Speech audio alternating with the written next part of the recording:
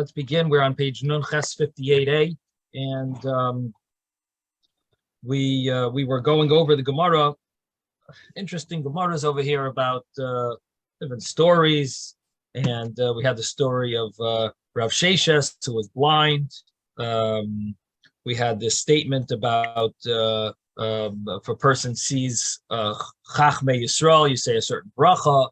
Wise people among the Yidden, if you see Chachmei Oivdei Kochavim, you have a different bracha. We said about running in front of, going to see the kings, a special thing to see the king. So we were going over all these Gemaras, and let's see where we're up to. We mentioned that story with Ben Zoyma, who said this bracha of Chacham Harozim when he saw 600,000 Yidden, and then he made a whole addition to the bracha where he said, thank you to Hashem for creating all those that serve me, that he appreciated. He was showing his appreciation to Hashem, that he has all his needs taken care of, and it's things are easy.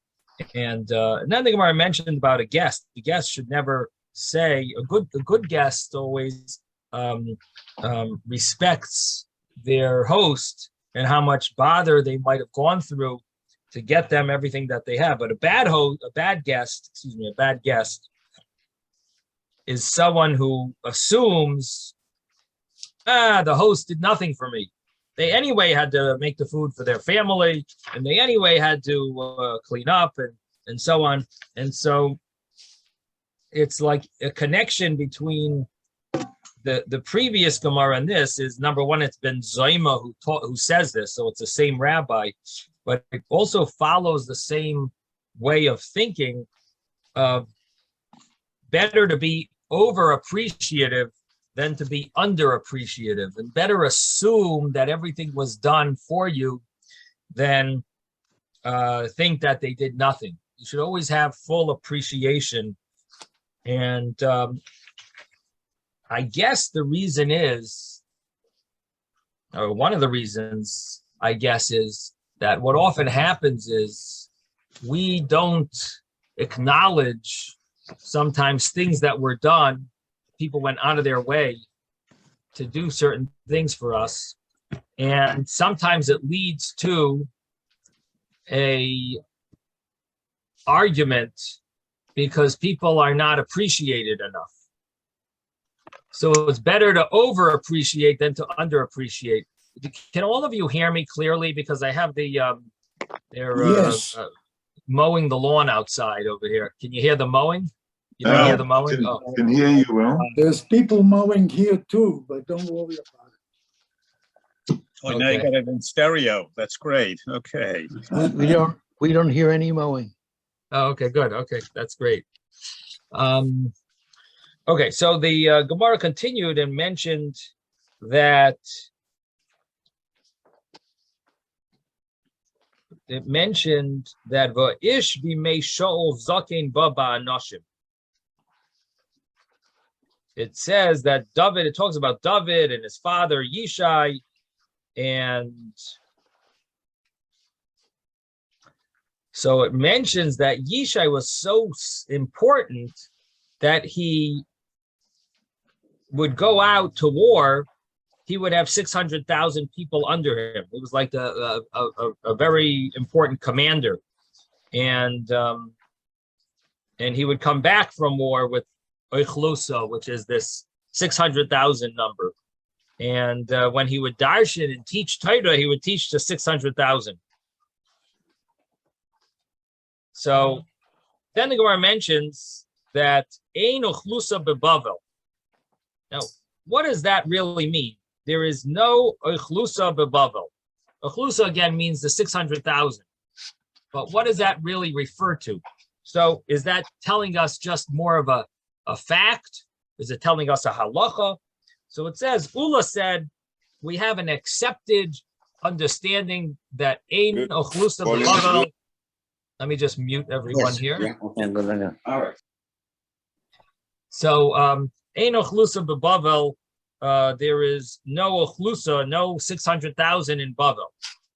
So what's interesting is the Rambam writes that the bracha that you say when you see 600,000 people is only recited in Eretz Yisrael. The Rambam writes that. So, being that the Rambam tells that to us, and his source is obviously somewhere in the Gemara, so some want to say this is what the meaning of our Gemara is. This is how the Rambam learned it. Ein ochlusa bebavel means you do not recite the bracha of ochlusa, of seeing 600,000 people. You don't recite that bracha in Bavel. And that's what the Gemara means. Another understanding is that Ein ochlusa bebavel just means that we never have a group of 600,000 people. And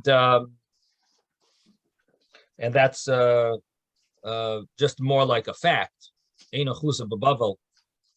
You don't have such a large group ever. And then the Gemara says that ochlusa means 600,000. Now,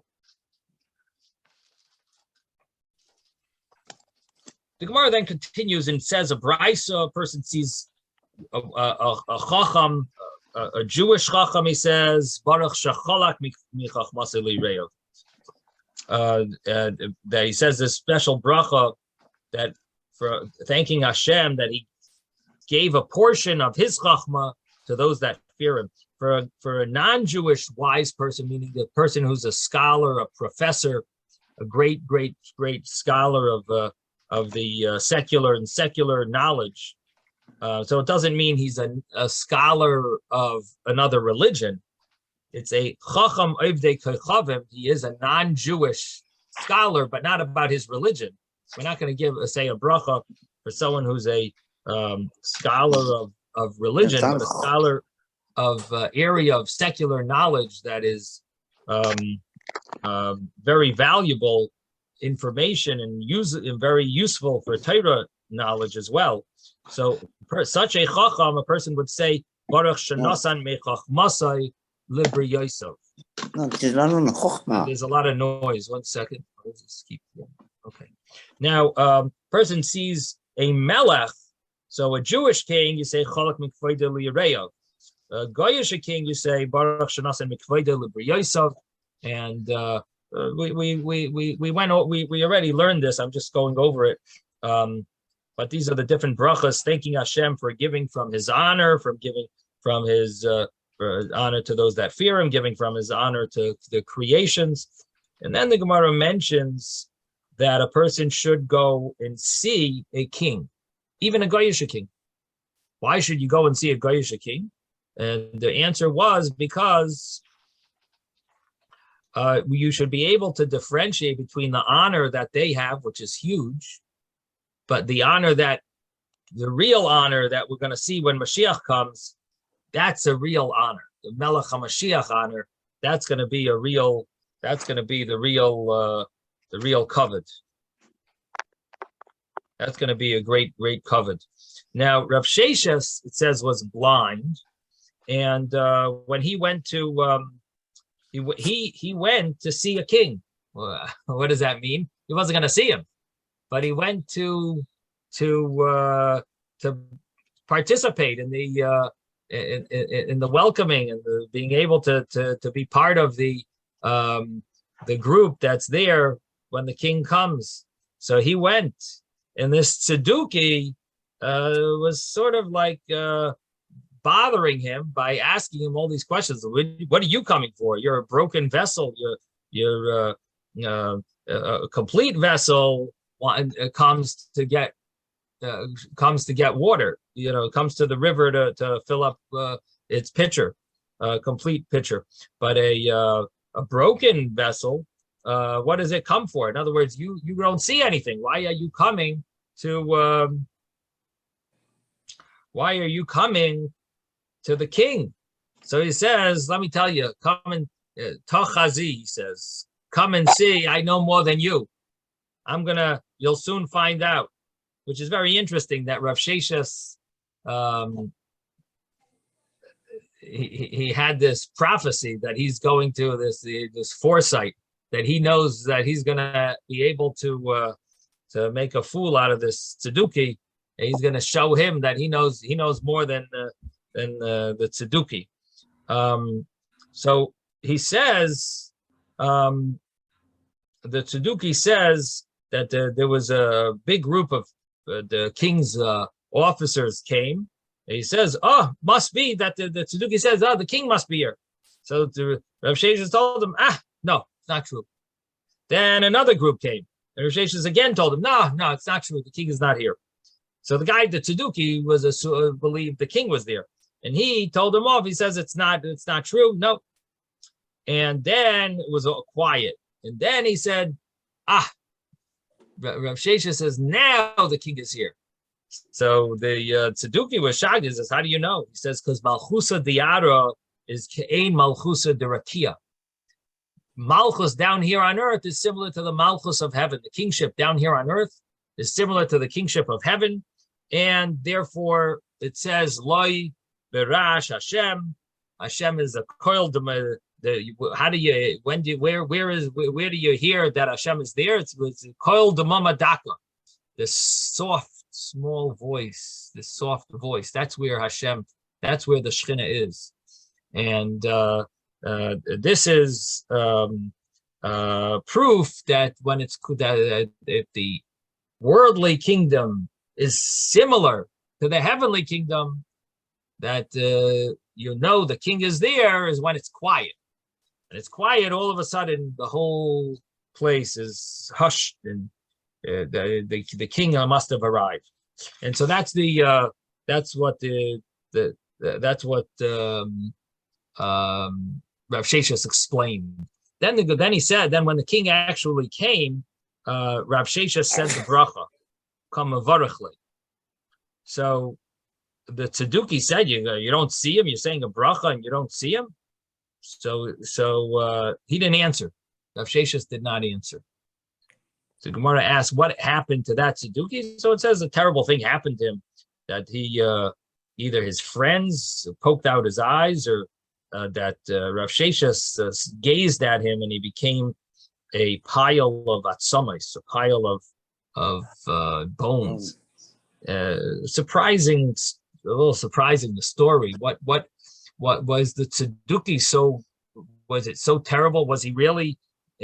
I guess he was chutzpahdik to Rav Sheshes. I guess that's he spoke to him in a derogatory way, telling him he's a broken vessel. I guess he was disrespectful. I'm just wondering what were your thoughts when you learned this Gemara? What was the punishment for specifically? The Tzeduki is misleading many people away from Judaism. So he's being punished for being a Tzeduki, or he's being punished for something that he did in this interaction? Probably a combo. Okay, so you understand it as a combination. Yes, Ben. I understand that Sheshet meant, Rav Sheshes. Rav Sheshet meant that when the Tzeduki says the king is here, he's talking about a different king, not our king. So he says, no, the king is not here. When the Tzeduki doesn't say anything, that's when Sheshet says, now the king is here, meaning our king.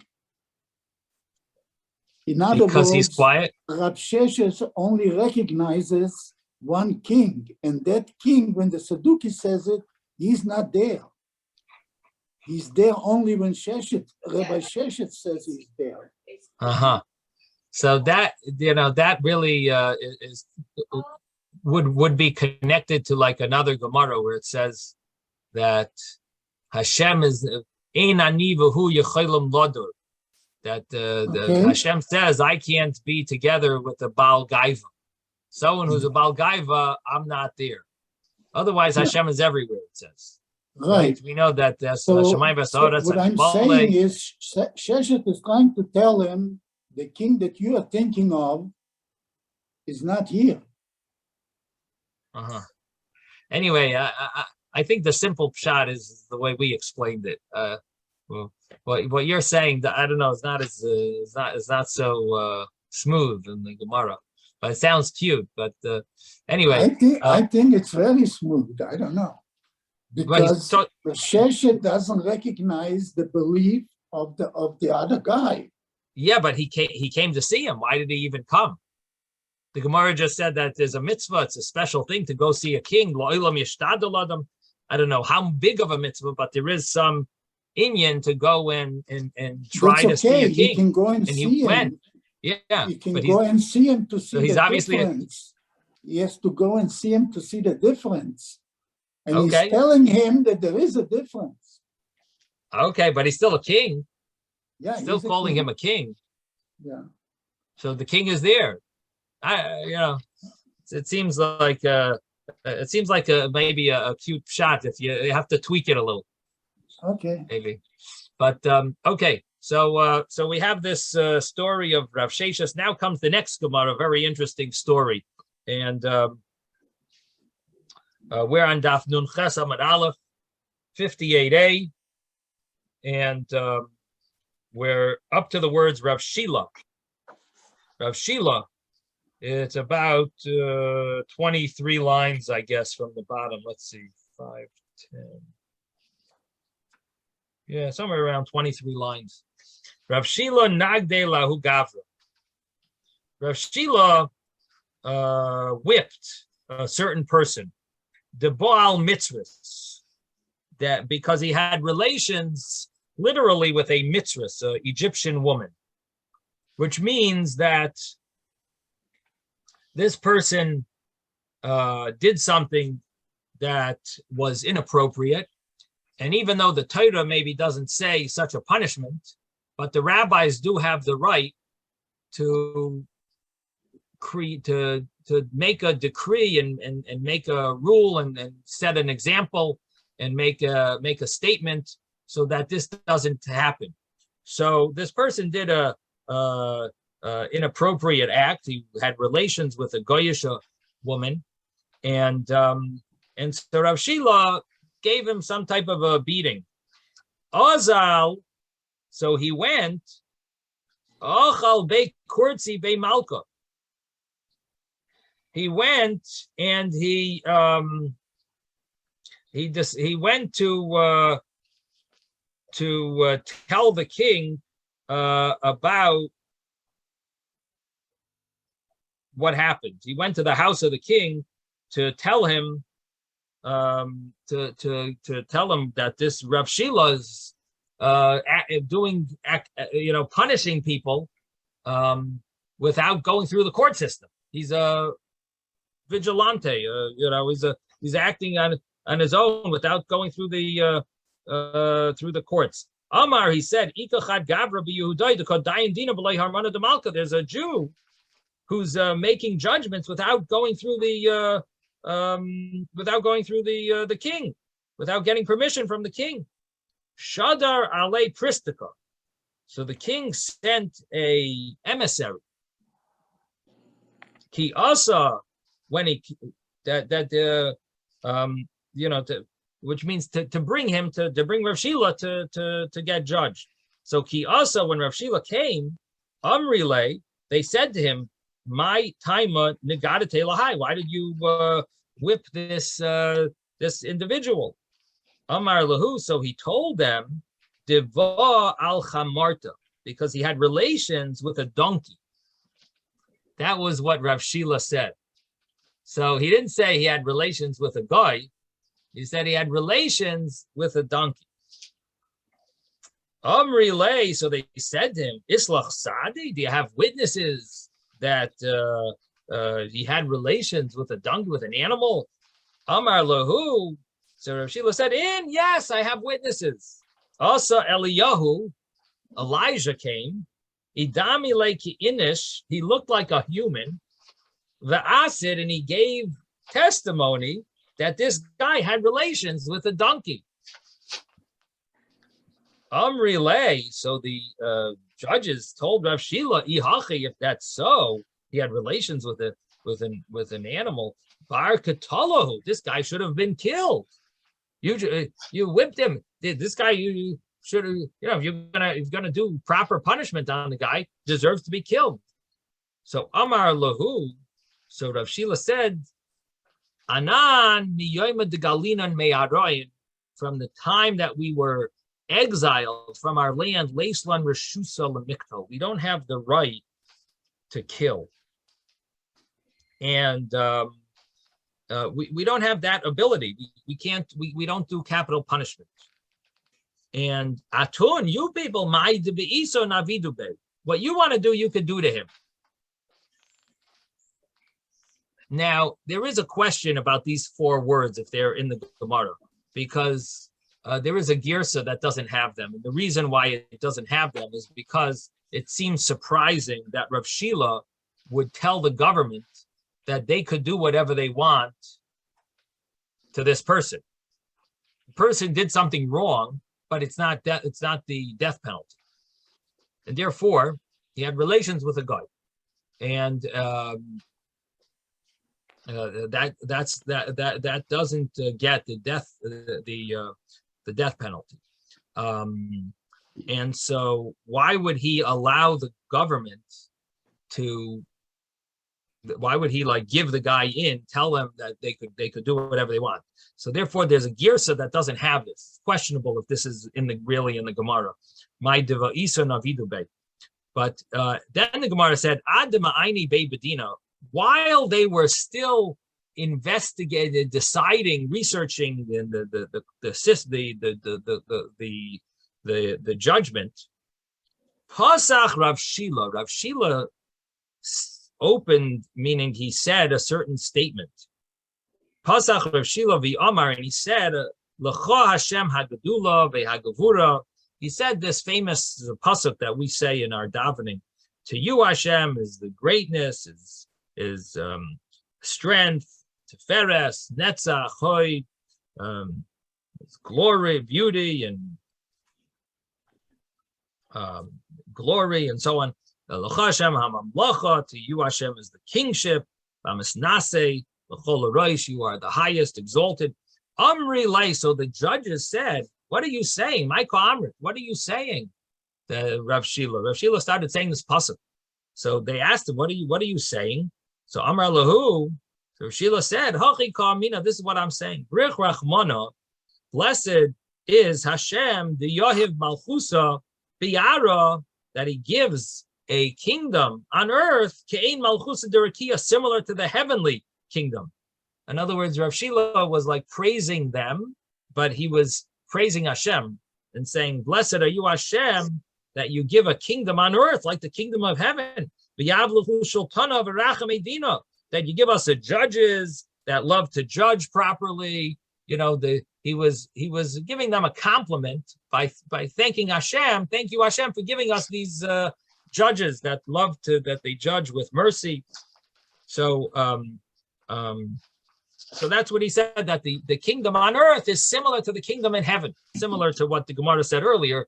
This statement of the kingdom on earth is similar to the kingdom of heaven. Here he said it as a praise to Hashem. Blessed is Hashem that gave kingdom on earth similar to his kingdom. So Amru, so the judges said, Chaviva ale yikara de malchusa kulei hai.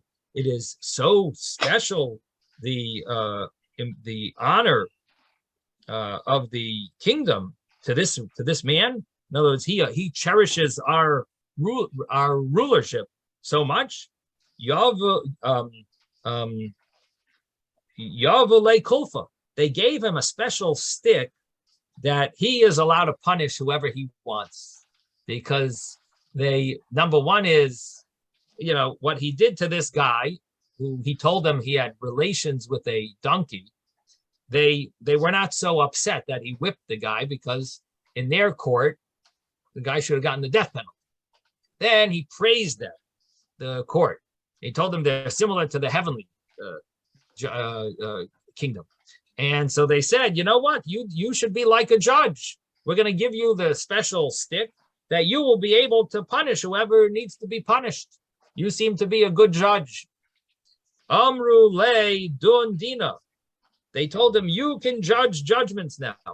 Dundina. You have enough it. Now, when Rav Shila went out of the courthouse, Amar le Gavra, that guy who he had relations with a guy, but in the court they said he had relations with this donkey. So he's very upset. Why is he upset? He was trying to get Rav Shila in trouble. In the end, the government thinks that he did this terrible sin, terrible crime. So they sort of accepted what Rav Shila did, that Rav Shila whipped him. So Amar Leyahu Gavra, that man said to Rav Shila, Avid Rachmana Nisa Lashakre Hachi. Does Hashem make miracles for people who lie? You lied. You said that I had relations with a donkey, and then Elijah comes from the dead, from heaven. An angel comes, pretends that he's a human, and makes up a story and lies to the government that I had relations with a donkey. And so Hashem makes miracles. Does this make sense? Hashem makes miracles for nothing, for a lie.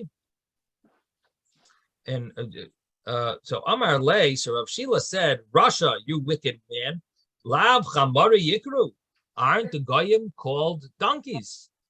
Dechsev, as it says in a pasuk, Asher Basar Chamorim Basara, that in halachic terminology, in verses, at least in a verse, they are compared in some way to a donkey. So he said it's not a lie. Obviously, they're human. But there's an element of donkey that it uses in a pasuk, and therefore it's not a lie to say to consider them a donkey. Anyway, you deserved your punishment. He's basically telling him, and you're trying to get me in trouble, and so I relied on this pasuk that it does say that they are donkeys, and that's it. So it's a verse. Chazye de ka'azil lememer lehu de karinu chamari. So now what is this? What does this sinner do?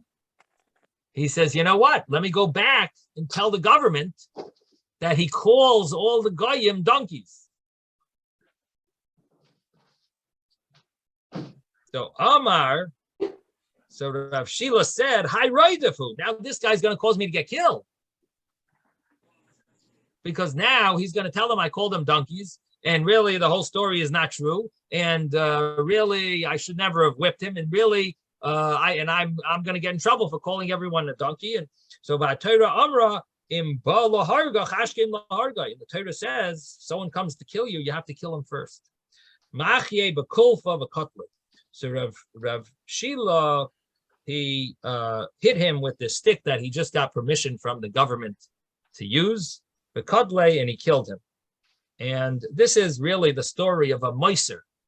In other words, this guy wants to give Rav Shila into the government to get killed. So he has two problems. One is he's trying to get him killed. That's considered a self-defense in a certain sense. And the other point is he's a moiser. He's giving someone up to the government, which is a terrible sin. And the law is that he's deserving of the death penalty. And so now this guy was obviously foolish. He knew he did something wrong, and he couldn't let go of the fact that he got punished for it. And he keeps on trying to hurt Rav Shila. And Rav Shila is obviously more connected to heaven than he is. And ultimately, he took a wrong path and had his sad ending. So that is the story part. Then the Gemara continues and says, Amar, so Rav Shila said, since a miracle happened to me with this pasuk, darshinale, let me expound on this pasuk. V'cha Hashem agdula, to you Hashem is gedula, greatness. That refers to zu ma'aseh bereshis. This refers to creation of the world.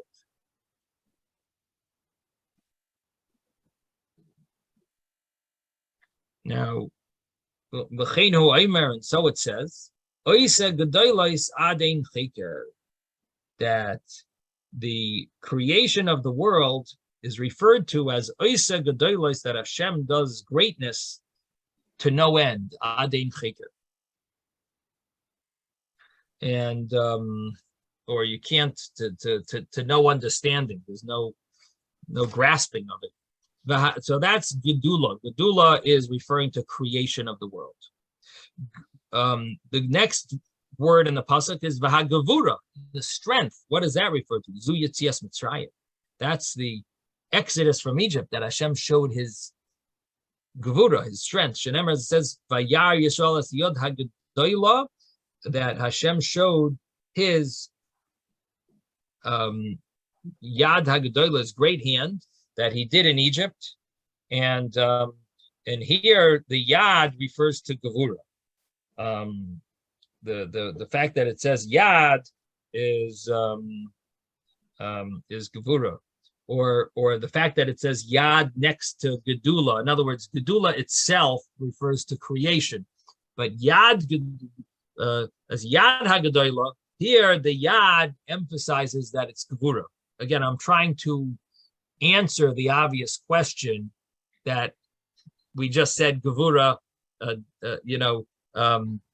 We just said gedula before were different than gevura, and now we're trying to translate gevura to be gedula. We're trying to. It seems contradictory. We just explained gedula means ma'aser bereishis. Here we're saying yad hagadola has something, is more of a gevura element to it. And the previous time we didn't. So I'm explaining that the fact that it says the word yad, that is why we're able to expound on it this way. So it says yad hagadola, vayar Yisrael es yad hagadola asher asa Hashem b'Mitzrayim. Okay, v'hatiferes, in the word tiferes, the beauty, zu chama ulavana she'amdu lo Yeshua. This is the sun and the moon that stood there still for Joshua, and it didn't set, and the moon didn't come fully out until they finished destroying the enemy. Shenemar, as it says, Vayidem Hashemesh v'yareach amad. The sun stood still, and the moon stood in its place, and this happened actually on the day of Gimel Tammuz, the third day of Tammuz. It's brought down that that's when this happened, that the sun stood still, and this was with the war that with Yeshua, and they were able to finish off the enemy, Amorites. Now v'hanetzach, and victory, Zuma Palosa shall Roimi. This is the destruction of Rome, which will happen in the future. This is what the pasuk is referring to. V'hanetzach is the destruction of Rome. V'chein hu omer, and so does it say, v'yez nitzcham al begodai. Uses the term netzach in this pasuk, which is from Yeshaya, talking about when Mashiach comes. Now, the next word is v'hahoid, zu milchemes nachle arna. Hoid, beauty, glory, that refers to the war that we actually learned a little about this, the Nachle, not that long ago, Nachle Arnoin, the valley of Arnoin, which Shnemer, as it says, Al Kenyu Yomar, the Sefer Melchamis Hashem, it says in the book of the wars of Hashem, Es Vahev Besufa, that S, well, the way we Gemara learned it before was S and Vahev and Hav are two names of people that they were behind, and they were able to tell us about the miracles that happened about the Nachle Arnoin, how the enemy was crushed. The enemy was trying to destroy the Jewish people, the Amorites, and they were crushed from the mountains. Kichol bashamayim uva'aretz, because everything that's here in the heavens and in the earth is all from Hashem. This is Zumel Chemes Sisra. This refers to the war of Sisra, king of Canaan, and So this is the war that Barak and Devorah fought and won. Shenema, as it says, Min Shamayim Nilchamu HaKoichavim Mim Siloisam V'Goymer. So it has to do with the heavens, that even the constellations were, so to speak, fighting. That Hashem arranged it that the Yidden would win, connected in connection with the from heavens. It was fought. L'cha Hashem hamamlacha, to you Hashem is the kingship. Zu melchemes Amalek. This is the war with Amalek, and that Yeshua fought against Amalek.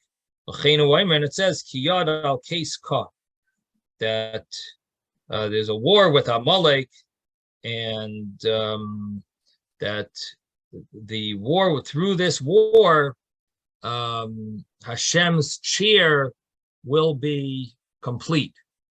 Case from the word kisei, that Hashem's cheer will be complete only after Amalek is destroyed. To you, Hashem is the kingship, meaning that once we got rid of Amalek, in part, the Hashem is Mamlacha is there, and maybe it refers to when Mashiach comes, that will completely eradicate Amalek. And then comes the word Bahamas Nase Zumachamas Gog and Magog. Hashem is exalted. This is the war of Gog and Magog. Bechino Emer Hineni Elecha Gog Nasi Roish Meshech Vesuvo. Behold, there's going to be Gog, leader, and ultimately there'll be Hashem will be in charge, and he's going to be the one to have the real leadership. So that's the darsh. That's the way Rav Shila decided to darsh in the pasuk after this great miracle happened, that his life was saved. So the Gemara says, "L'chol l'roish." What does the ending of that verse refer to? L'chol l'roish. Amar Rav Chanan bar Rava, Amar Rav Yochanan. Hashem is exalted. L'chol l'roish. What does that refer to? Afilo reish gargisa.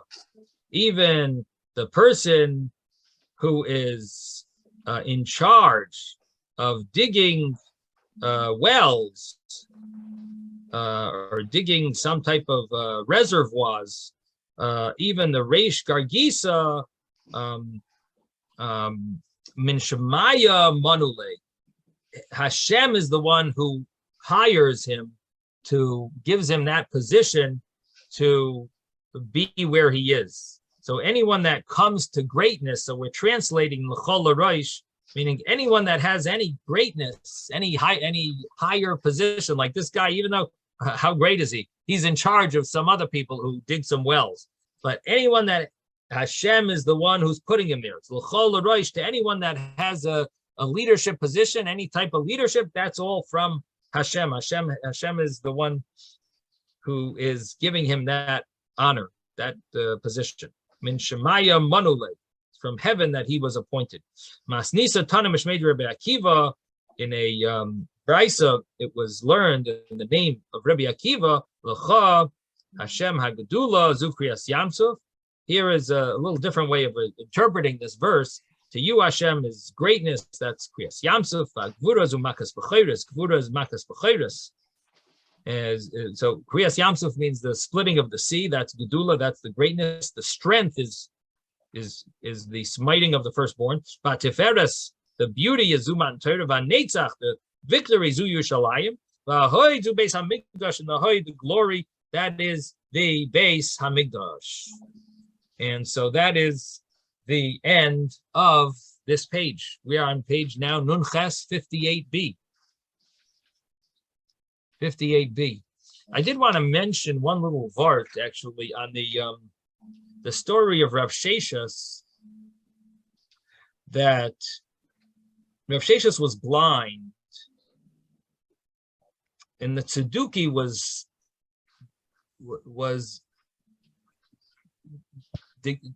minimizing, was embarrassing Rav Sheshas about his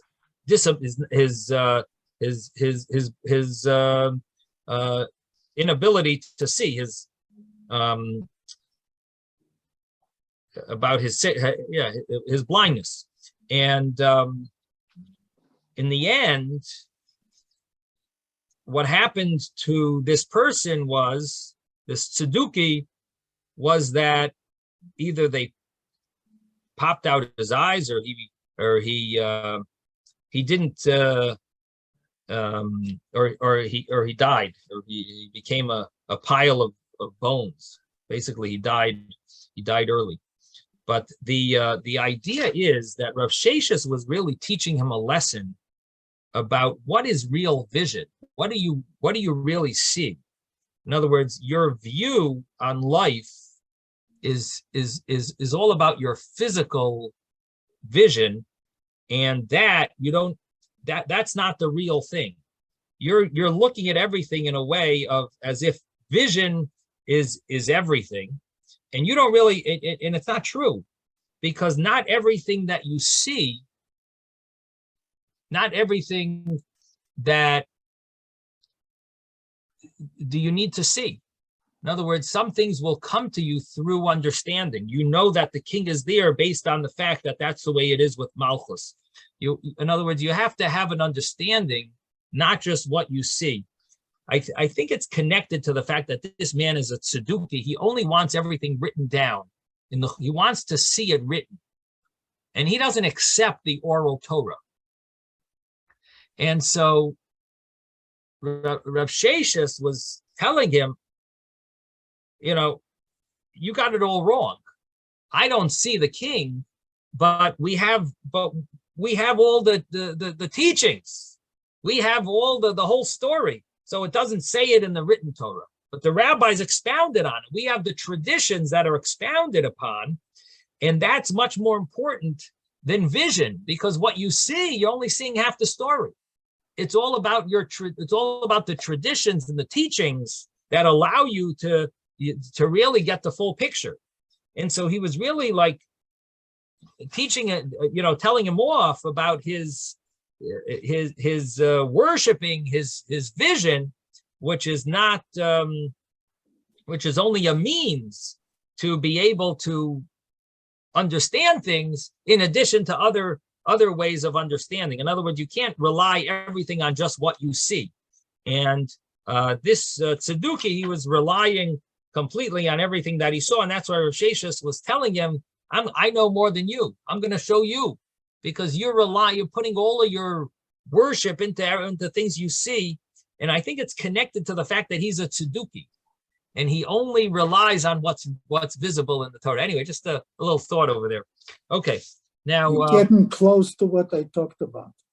Oh, really? Is that along what you were saying? Yeah. Okay. So you can add it to it. I said what you see, what you believe is not the real king. What Sheshet is looking at is something else, and he sees it when he sees it. Whether he's blind or not, In other words, Rav Sheshas is only looking at the physical king, and he's saying you have to look at Hashem also. Right, and right. In addition to knowing the physical king, you need Hashem. Okay. Oh, that sounds better. Okay, we're working on making you have a whole article, a whole essay now. Okay, sounds good now. Okay. So the next Gemara talks about person who sees. Oh, before I mentioned, I also want to mention that there is a whole discussion. So was Rav Sheshas allowed to recite the bracha? He didn't see the king.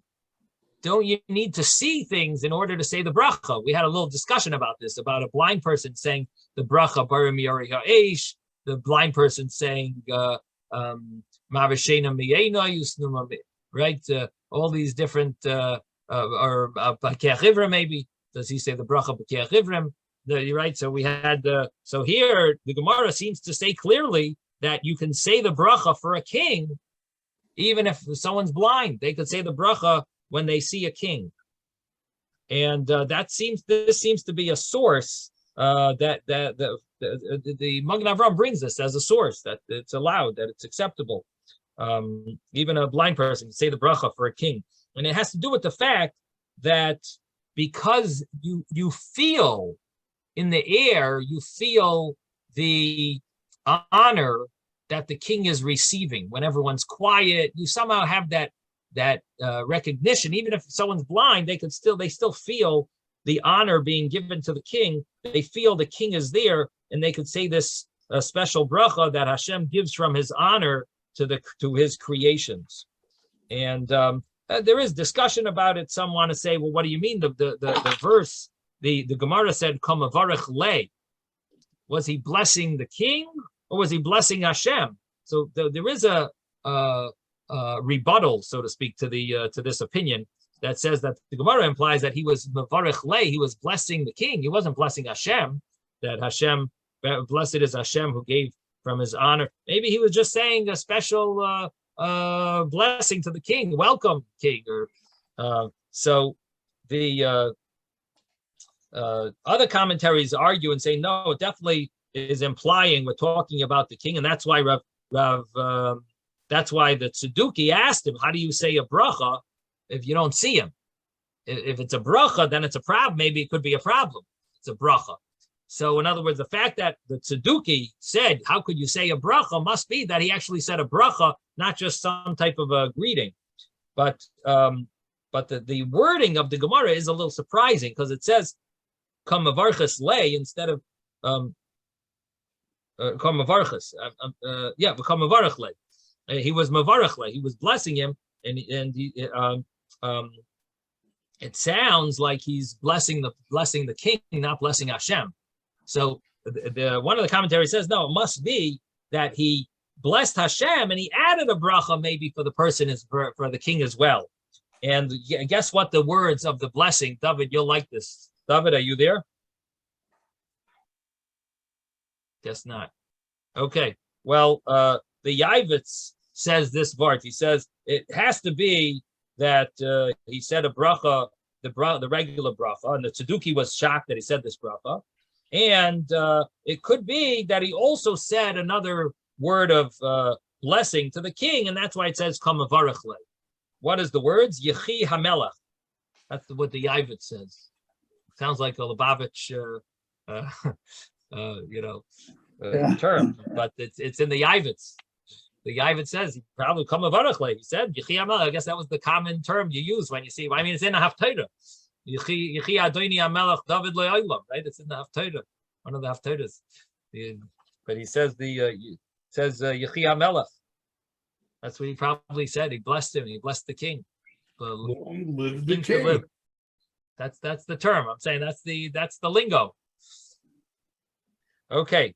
Now we're on page Nunches 58b. Tana Rabbanon, the rabbis learned. Haroya Bate Yisrael, a person who sees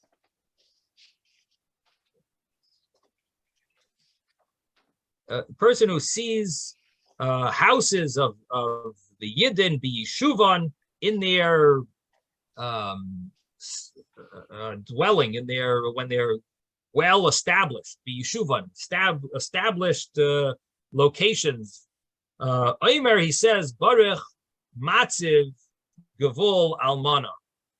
Blessed is Hashem who establishes the border of the widow. In other words, the Yidden are compared to a widow. When we had the destruction of the Beis Hamikdash, Haisa Ka'almana, right in the first pasuk in Eicha, Haisa Ka'almana. So we were like we considered like a widow, and when we returned and we built places up, so it's like the Hashem reestablished the borders of a of the almana of the widow. B'chorbanon, if you see them in their destruction, Omer, you say Baruch Dayan Ha'emes, blessed is the true judge. But they oivdei kochavim b'yishuvan, if you see houses of oivdei kochavim of goyim, and now I should say there is another way of learning this. Batei Yisrael could mean synagogues. If you see synagogues that are in their established way, you say this bracha, matziv gvul almana, and then when you see the synagogues destroyed, you say Baruch Dayan Ha'emes, and then when you see idol houses of oivdei kochavim, it would mean houses of idol worship. Or actually, no. The problem is that doesn't flow because it says Omer Beis Geyim Yisach Hashem, but the problem is that we had a different pasuk for houses of idol worship. So therefore, you have to say Batei Yevdei Kochavim. Even if you learn that Batei Yisrael means synagogues, you have to say Batei Yevdei Kochavim means their courthouses or other important houses of theirs, but not the idol house. So in any event, either it's talking about residential or it's talking about commercial, but not their churches. So when you see it be Yishuvan Omer, you say Beis Geyim Yisach Hashem. Hashem should uproot the houses of Geyim, of those the proud idol worshippers. And b'churbanon, when they're destroyed, their destruction, Omer, you say, Kel nekamais Hashem, Kel nekamais Fia. God is a God of revenge, and the God of revenge has appeared, and he showed his punishments. And Ula, Rav Chizda Havaka Ozli Beorcha. Ula and Rav Chizda were going on the way. Kimato Apischa Devei Rav China Bar Chaniloi. When they reached the entrance of the Rav China Bar Chaniloi, which is his house that was destroyed, Negad Rav Chizda V'atnach. Rav Chizda got weak, and he sighed, and Amalei Ula. And Ula said that Amaika mitnachas, why are you sighing? Amar Rav, doesn't Rav say Anocha sheiveres chatzi gufay shalada? A sigh breaks half of the body of a person. Shneimar, as it says, "V'ata ben adam hey anach b'shivrei masnayim," that with your depression, your sigh is with your bitterness. Your sigh is b'shivrei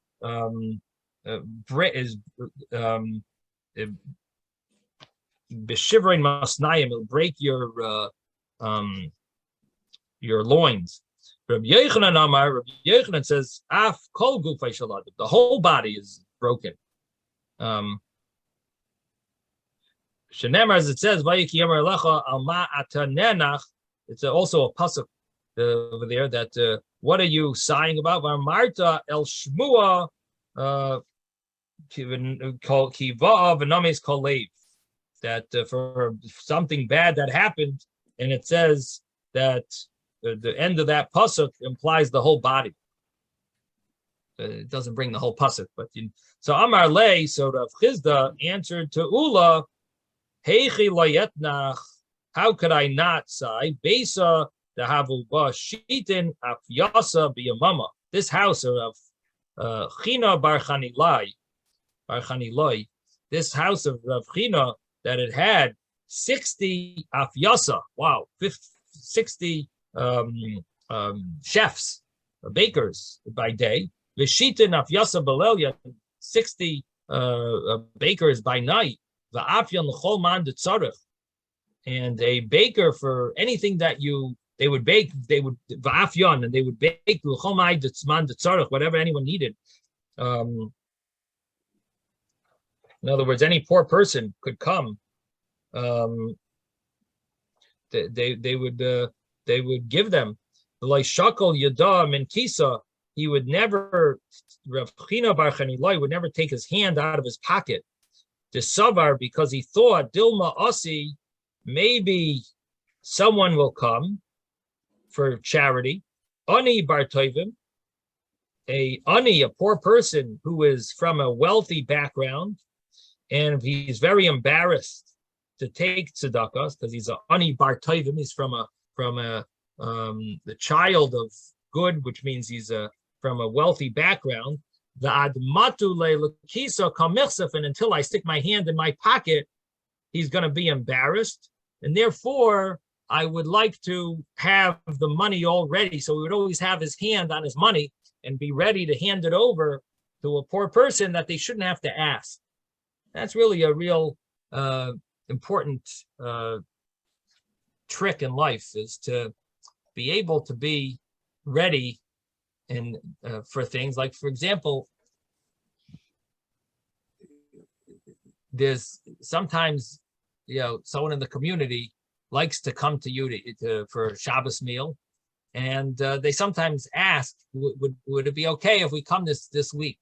So the trick is, why did you have to wait till they came to you? You should invite them first, right? And then they don't have to ask you.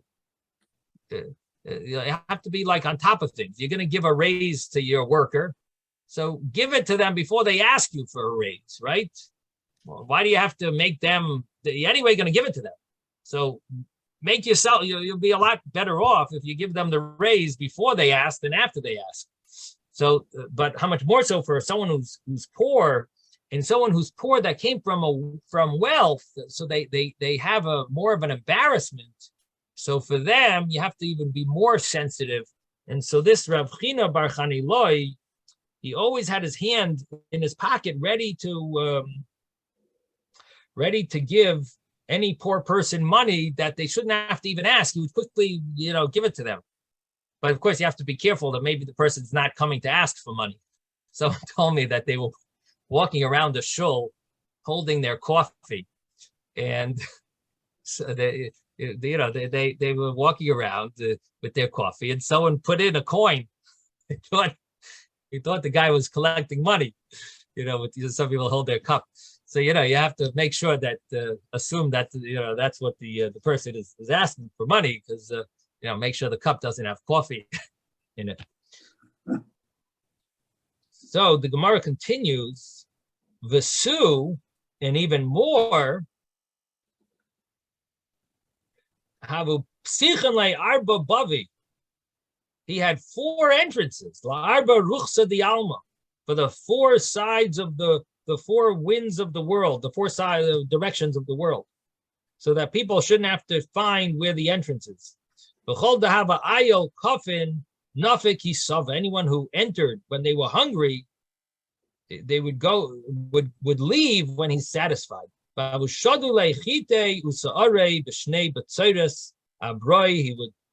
throw chitim, wheat and barley, in the years that there was a famine, and when people, even people who were not really poverty stricken, they didn't have what to eat, because they even if they had money, there was no food to go around. But they would throw to their outside their house, they would throw this wheat and barley, so people who were embarrassed, people who they weren't poor but they were embarrassed to take, so to come in, the kol man dechsifa milsa lemishkal biyamam, anyone who was embarrassed to take food during the day, Asi v'shagah b'leilya, would go at night and take, so no one would see them. Hashta nafal v'sila, and now this house became a tila, as a pile. V'loi etnach, and I shouldn't sigh. Okay, we're going to stop here. Sei gesund, everyone. Thank you, Rabbi. Okay. Thank you, Rebbe.